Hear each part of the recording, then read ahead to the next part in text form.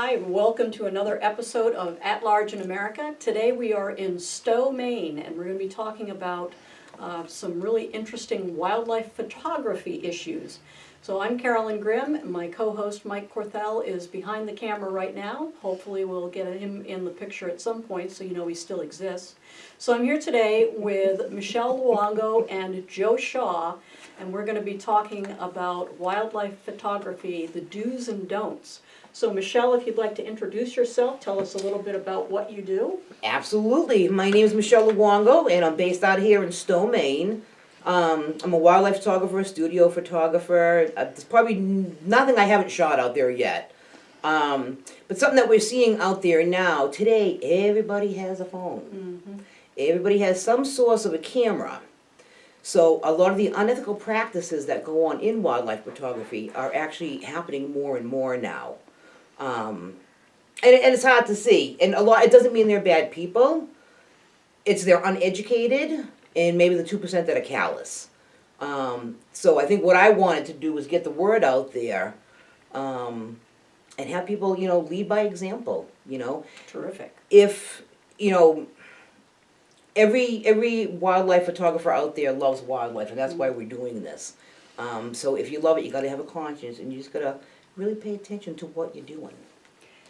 Fantastic. So Joe, give us the Joe 101. Well, I just started at the University of Maine at Michele in the biology program with a concentration in wildlife biology. And this summer I started getting into wildlife photography, and I started to notice some of the unethical things that other photographers were doing and posting on social media. And I was just looking to see how can we stop this, or how we can educate the public about safely photographing wildlife for not just the people but for the animals as well. And I think we've all probably seen some of the videos of people who have been taking selfies of wildlife, and the wildlife has died as a result of it. Yes. So that's one of the things that we want Wyoming. to avoid. Yeah, absolutely. So Michele, would you like to start talking about some of those do's and don'ts? I'd love to. I actually wrote them all down so I wouldn't forget anything either. Gotta take those off first. So, one of the big things is crowding wildlife. There's a snowy owl. We know the time of season, they're migrating through. Everybody wants a picture of the snowy owl. Nothing wrong with that. But you gotta do it the right way. Mm-hmm. If you see there's 15 people around that owl, you'll notice most of them are gonna be quite a bit back, a good distance. And there's a reason for that. They're migrating. They need every ounce of energy that they have. Some people go up and try to startle them on purpose to get that great flying shot. Well, I'll tell you, you're gonna get called on about that because it's unethical. That bird could die because you wanted that picture. So you gotta really, and like I said, it doesn't mean you're a bad person. It just means you didn't know. You didn't know that they're saving their energy. So that's one of the big things there. So, and somebody brought something up that was really neat, and I never would have thought of. Because I will say something if I see this, and everybody else should also. But one lady offered her camera to the person who was trying to run up with a phone to take a picture of it. So that person would at least have a picture that they took. Very nice idea, great idea. And it's a nice way to open the door to education. Another thing is nest and dens. If you photograph in a nest, sometimes you'll see babies really up close, and it's really, you wonder how the person got that close, and then you'll see people doing it. You can't get that close to the nest because the bird's going to abandon the nest. They're going to feel threatened and they're going to leave. And that's an awful thing. If you spot a nest, get a zoom lens. That's the do's of photography. Yeah. Get a nice big zoom lens where you can zoom in safely. The animal is protected. You're not scaring it. You're safe. You know what I mean? Because a bird can peck your eye out. And it does happen. Another thing is calling wildlife. That's awful too. It might seem harmless. You're calling in a moose. It's mating season. You're waiting for that big bull to come out so you can get that great picture. Guess what? That moose needs to go breed. It's breeding season. And especially in this area now where the moose population is severely down, that moose needs to be let go. Let them go find a mate. Let them do their thing. You calling a fox in. that fox is taking the risk coming to you, leaving its den, leaving the kits behind, open to predators, and now that fox has to go back, no mouse, no squirrel, nothing for the kits. So everything that you do in wildlife photography impacts the wildlife. So you have to be very conscientious about it. Another one would be, your nocturnal animals. Again, owls, they have very sensitive eyes. Don't use flashes on them. No. Oh, the biggest one that really eats me is baiting. You don't bait wildlife. And there's many reasons why. First of all, for the animal, they don't eat the same food we eat. So by you giving them, a can of SpaghettiOs or something like that, they're gonna get sick, and that happens. Baiting, you're gonna make the animal come back for more. So you could possibly have an open attack on yourself. If it's a bear or a coyote, your pets. So that's something you really want to keep in mind. And then also, say if it is a bear that you're feeding, that bear goes to somebody else's house, it doesn't have fear now.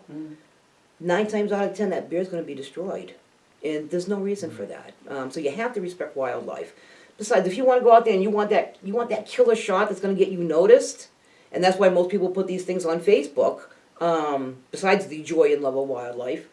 But you have to be careful because it's wrong. You can't simply do it. Just don't feed the animals. There's so many bad things that can happen. Conway last year, I think it was 7 bears. And not all were full adults either. Yeah. That was sad. That was hard. And it was all from people feeding them. You just got to be careful out there. I mean, you can have an animal try to break in your house too. Yeah. But you're going to cause the animal's demise. So it's always best, like I said, you stay back, have a zoom lens. That's a big help because it's protecting the animal, it's protecting you. You don't want to leave any footprint out there, none whatsoever. So it's really important. It's really the word we want to get out there and, lead by example. Yeah. You want that beautiful picture. Be proud of it. You don't want to take a picture of a moose or a deer or a bear because you just fed it something. That's nothing to be proud of. That's hurting the animal. You want to take that picture. You sat there for 4 hours. You seen this beautiful moose come out into the sunset. That's the picture you want to be proud of. And it shows in your work. So, Joe, you mentioned that you're going to the University of Maine at Machias. Yep. I am a graduate of the University of Maine at Machias, so I know the area very well. Tell us about the wildlife in Washington County, Maine. I'll tell you, my first day on campus, there were 3 deer in the parking lot where I went to park my car by Dorward Hall, the upperclassmen dorm. The wildlife up there, it seems untouched.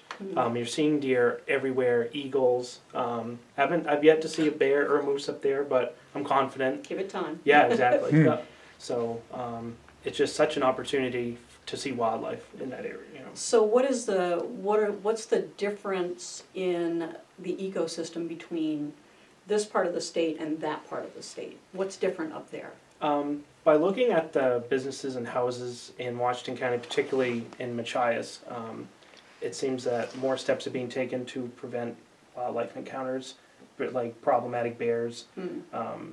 Over in here where I grew up, it seems that the steps aren't really being taken. I see businesses, particularly in the Conway area, where the dumpster lids are left open, and I saw a sow and 2 or 3 cubs climbing in the dumpsters.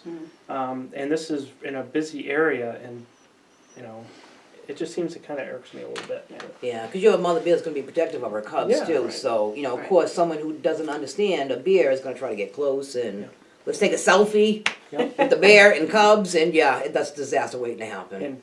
And believe me, I've just starting wildlife photography this summer, I've had times where I've wanted to get really close to a certain animal, but you just gotta I stop and I go, okay, this wouldn't be the right thing to do. Yeah. So I get my photo, but then I look at that animal in awe and appreciate it. Yep. And I feel better about it too. Yeah, and I think That's a one good of the feeling. things that we have now is we've got kind of maybe a Disney mentality when it comes to wildlife. We're so used to the friendly little animals and Snow White and skipping around. Right. And, I was at the Okefenokee Swamp in Georgia, where there are alligators loose everywhere. And there were people who were letting their little kids tease the alligators, like run up to the alligators and then run back. I had to leave. I just got the goosebumps. Exactly, it's horrifying. Oh. You know, they don't understand that animals are, Wild. they're wild. Yes. An alligator's just a primitive eating machine. Yeah. It doesn't make any distinction between little Johnny and a food. chicken. It Yeah. doesn't- And they're not out to kill you. That's their natural history. Yeah. Survival. It's survival. Yep, So, survival. exactly. Yeah. Yep. And one of the things that you mentioned was that the importance of animals conserving their energy. Mhm. It takes a tremendous amount of work in the wild to make a living. Yep.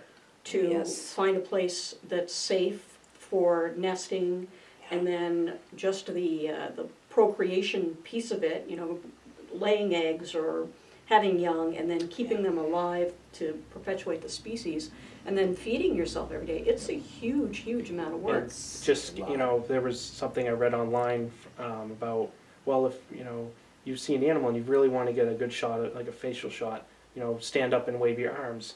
That is not the right way to do it, because that animal is either, if it's a carnivore, it's either fight or flight. Yeah. And either way, it's going to exert a lot of wasted energy that it needs to survive. Especially throughout the winter. Yeah. Yeah, this is a harsh time of year, especially up in Machias. Mm-hmm. Brr. So, Yeah. Yeah, the Washington County area is so interesting to me because you've got the ocean right there. I mean, you Yep. cannot get away from the ocean in Yeah. that part of the state. It's just, it's right and there. you walk 20 feet in, and you're in a different ecosystem altogether. Completely different. That's and pretty then cool. you've got It's amazing. blueberry barrens and the great haith, the great haith. Yeah. So it's a tremendous place to study wildlife. Yeah. I didn't know that when I was up there. I was, you know, in a different point of my life, so I didn't really understand all that. But we are so fortunate in Maine and New Hampshire and Vermont especially, because we have so much wildlife, so much nature just outside the door. Yeah. And I know so many people that literally can walk out their door and be in the woods. I mean, we can, where we are Yeah. in Bridgeton, which is a very settled town. We've got deer, we've got skunks, we've got porcupines, they all come through the yard, so we're really fortunate in that we can see things like that just outside the door. Of course, we've got the White Mountain National Forest, which is amazing. So have you ever been in a situation where you were photographing wildlife and you felt like you were in danger? Yes. Twice. Were you in danger from animals or people? Animals. No, it was one. I do a lot of wildlife photography from my kayak with my big lens, and there was one time, you know, I had seen a moose. I saw a moose, so I decided to go further up a river and get out at a safe distance to photograph her. Well, I didn't know she followed. She must have been curious. So as I pulled up to a little sandbar, I went to get out of the kayak, and boom, there she was looking at me, and I was like, and I paddled, you know, a pretty good way distance, so I had no idea. I went right out of the kayak. You know, the only thing I held up in the air was the camera, of course. Save the camera. That I did the same thing upriver with a bear. That was a scary one because that was, she had a cub with her. Yeah. I came around the corner, we just collided around the corner. And it was, actually my camera saved my life. Because my bear spray was in my pocket, and I would never want to use bear spray. Yeah. Because I never intended to be that close. But we just came around the corner and collided, and the only thing I could do was I just lifted my camera up and I snapped the flash on, and it startled her. It took her out of the zone she was in, which was probably ready to eat me. Yeah. And she flew with the cub, and I sat in that spot for a half an hour. I didn't move. And that's really Mike and I do a tremendous amount of hiking, and that's the one thing hiking in this area that always concerns me is a mother bear with cubs, because, boy, or a big moose that doesn't recognize that I'm a human. Yeah. That would be the only thing. It can, well, they say a moose, you know, you find the smallest stand of trees. Yeah. where those antlers can't get you, that big rack.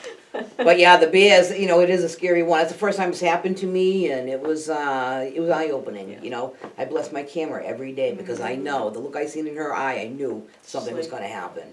And I had to act fast, and, you know, that was it. That was my reaction. How about you, Joe? You ever run into anything scary in the woods? Not really. You know, I've come across a lot of bear and moose, but a lot of them just seem to take off. Yeah. I don't know if they were scared of my red hair or not. Or just the size of you, probably. Yeah, probably. Yeah, crashed through the bush. I think the worst thing that's happened to me out there was poison ivy. I'd rather run into a bear than run into poison ivy, I think. Yeah. But Yeah, you know, not that's fun actually stuff. another good point. When you're out in the wilderness doing those, doing photography shoots, you know, you're so intent on what you're looking at through the camera lens that you may miss some important things. I was laying in ticks. Oh. Thousands of ticks, and I Oh. didn't know it for about 20 minutes. It was one of those shots I was setting up for. There was a big buck that kept coming through this area, up a gully and up on a rise, and that's where the sun set. And I said, that's going to be an awesome picture. I was there the whole entire day. I was covered in DEET, because I do use DEET all the time. Yeah. Very important to do when you're doing Yeah. wildlife photography. Don't mess with Lyme disease, it's awful. Covered in DEET, I got my camera, I'm ready, and I'm just laying down in this gully, and I'm waiting for that sun to come down. It was hours. And I just happened to look down, because I felt the little and I went, oh my God, there's thousands of ticks under me. And I'm like, do I wait for the shot? Well, you're here now. You might as well just keep staying here. Just forget you even noticed it. I knew I was all right because I was covered in DEET, so I'm like... And then, here came the buck. The Oh. sun was going down. The buck went up the rise. Wow. This was a learning lesson as a wildlife photographer. I went to take the picture. The battery was dead. Oh, no. So all those ticks for nothing. Laid That was there a hairy all those moment. Ticks and your battery was dead. Yep. Well, that's That was a learning lesson. part of the excitement of Yep. wildlife photography. Yep. And that was years ago. So another good tip, have another battery with you. Always. I'll never do that again. Now talk to us about what you use for equipment. Because you were giving young Joe some good advice earlier. Yes. You don't have it with you, that's okay. I have You have Nikon. an assistant. Yeah, there we go. Yay! Mike to the rescue. Coffee too. Oh, look, you're gonna get to see that I it knew really I'd does get still on exist. camera. There we go. There you go. Thank you. That's my baby. Hi, everybody. Don't drop it, for crying out loud. So, this one is the D750. This is a full frame camera. I actually meant to put the D500 on here. So I use a D500, which is a DX crop, compared to an FX crop. Your FX, you know, you're getting the whole scene. In a nutshell, an easy way to say it, this is a moose. This is your FX. This is your DX. DX. And this is a 600 millimeter lens. This is a nice lens to use for wildlife photography. This keeps the animals safe. This keeps me safe. I don't want to stress the wildlife. I don't want to leave any footprint on them at all. And it's perfectly fine to want to do nature photography and wildlife photography. Just do it wisely, do it the right way. And this keeps, you know, it's a good weight. So I'll tell you, I have a lot of shoulder muscles now. But it's a beautiful camera and it keeps everybody happy. So if I want to get started in wildlife photography, I should go out and get this right here? No, I would not start with this, no, because it adds up pretty quick. Yeah. This is probably 3, 4, 5, 6, a little over 6, 7 grand. So you have to make sure you do like it, you do want to do it, and progress slowly at it. Yeah. Never ever rush it. You don't want, because if you rush it, you're going to miss something, and that's not good. A lot of people think they can just run out, buy expensive camera equipment, and we're photographers now, and it doesn't work that way.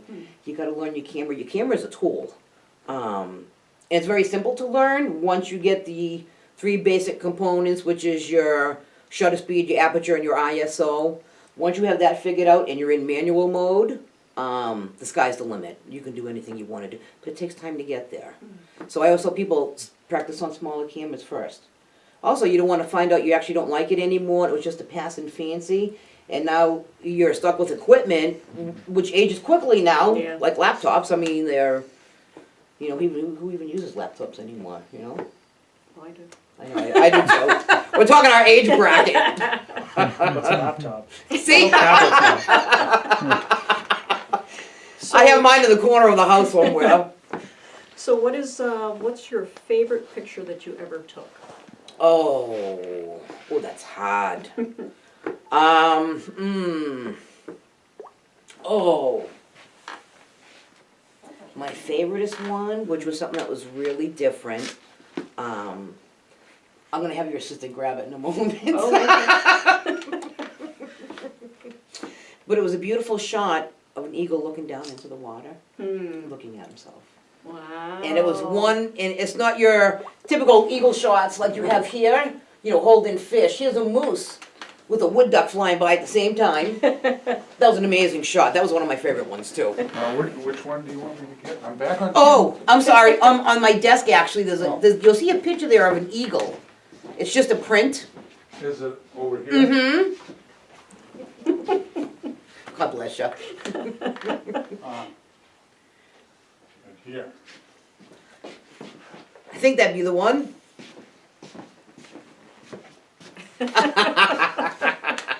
There you go. This is actually one of my favorites. Oh, wow. Have you ever seen an eagle picture No. like this? No, I've never It's seen just- anything like that. It was That is so amazing. And I'll tell you what, this is not the shot I thought I was getting.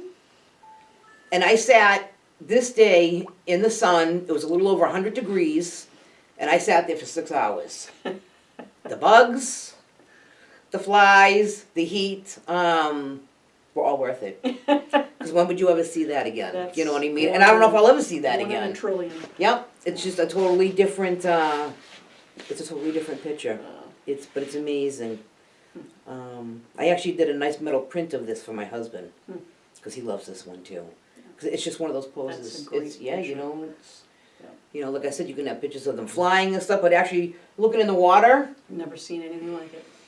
No, you always see them flying or catching a fish. Mm-hmm. So this is fantastic. I Yeah. love it. It was quite a different shot. Definitely one of my favorites. Oh, and I love their calling. Oh, when I hear those calls and that chatter, oh, my heart pitter-patters. It's a beautiful thing, but yeah, that was a nice shot. I do like the one with the moose and the duck too. That was pretty unique. Yeah. That was a good happening by. So Got Joe, photobombed. Really cool. Yeah. Joe, what do you hope to do once you've graduated from college? Well, I'd like to do some field work in the biology scene and also work in the lab. Mm-hmm. But on the side, I hope to become a professional wildlife photographer. Good. And by listening to Michele, and she's been a great teacher for me, and watching David Attenborough, like BBC's Mm-hmm. Blue Planet, and watching Wild America, and from Marty Stauffer, it really inspires me. So, I grew up That's watching Marty Stauffer. I loved him. Yeah. you got the red hair Mutual so of far. Omaha. Yeah, the Wild Kingdom. Yeah, yeah. Yep. I used to watch that all the time with my dad. All the time. Yeah, and I think there's a tremendous need for those kinds of shows because Yeah. it shows you what the rest of the world is up Yeah. to. It seems like we're getting into a lot of reality show, which sometimes, while you're studying, it does help to watch a reality show. Yeah. But it's nice to just kind of sit and this is what we have right outside our door, Yeah. and that's what I hope to do in the future. So Yeah, and it's something that we're kind of losing too. So it's kind of you got to find that balance now. Before it's too late, because Yeah. they're saying this is supposed to be the biggest year for species disappearing too, Yeah. which is over the next few, it's gonna be a real test for wildlife, and it's got to start with us. Yeah, Mhm. exactly. And anyone who, take it from me, anyone who wants to get into wildlife photography, at first learn the basics of the camera, but also learn animal behavior. Yeah. Go online, and because the internet is a that's been a huge help for me, especially in Machias. You know, learning about all the animals and stuff. There are also things called books.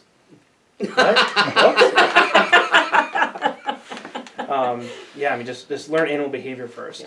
Yeah, that's a big thing. Yeah.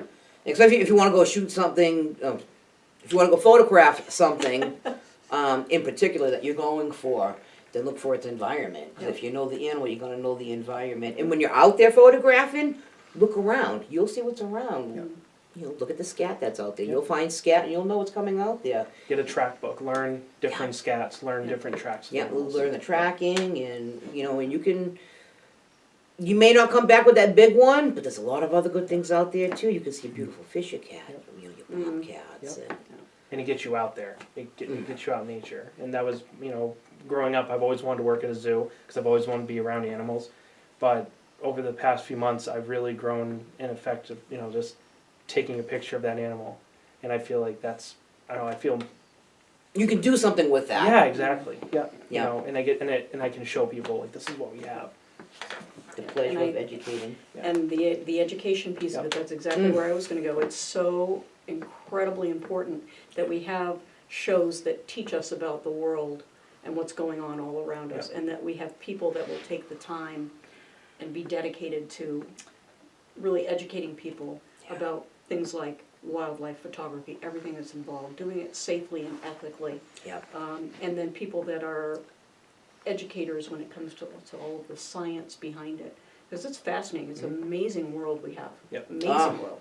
And once you beautiful world. really start to understand that, then you're gonna take care of it. Because you're gonna be like, wow, I don't wanna, you know, mess up that deer's environment there by, you know, turning it into a tire dump.